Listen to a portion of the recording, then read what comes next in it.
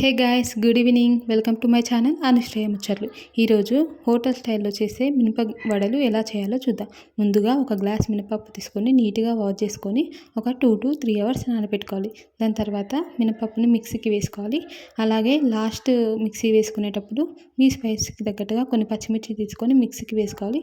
ఇలా వేసుకున్న మిశ్రమాన్ని మొత్తం ఈవెన్గా మిర్చి కలిసేలాగా కలుపుకొని అందులోనే ఒక చిటికెడు పసుపు, అల్లం వెల్లుల్లి పేస్ట్, మీకు ఇంకొంచెం స్పైసీ కావాలంటే రెడ్ చిల్లీ యాడ్ చేసుకోవచ్చు, కొంచెం సాల్ట్, సోడా, ఆనియన్స్, కొత్తిమీర, కరివేపాకు, పుదీనా వేసుకొని ఈ మిశ్రమాన్ని మంచిగా ఈవెన్గా అంతా కలిసేలాగా కలుపుకోవాలి. ఎప్పుడైనా సరే వడలు వేసుకునేటప్పుడు పిండి అనేది గట్టిగా ఉండాలండి. లూజ్గా ఉంటే వడలు వేయడానికి రాదు. ఒకవేళ మీకు పిండి కనుక లూజ్ అయితే కొంచెం శనగపిండి కలుపుకోవచ్చు, లేదంటే కొంచెం బియ్యం పిండి కలుపుకుంటే వడలు వేయడానికి వస్తాయి. ఇంతే అండి, పిండి రెడీ అయింది. నెక్స్ట్ ఒక ప్యాన్ తీసుకొని ఆయిల్ పోసుకొని ఆయిల్ బాగా వేడెక్కాక నేను చూపిస్తున్న విధంగా వడలు మంచిగా మధ్యలో హోల్ పెట్టుకొని ఇలా వేసుకోవాలి. ఇలా వేసుకున్న వడల్ని ఒక స్టవ్ సిమ్ ఫ్లేమ్లో పెట్టుకొని మంచిగా 2 సైడ్స్ ఈవెన్గా కాల్చుకోవాలి.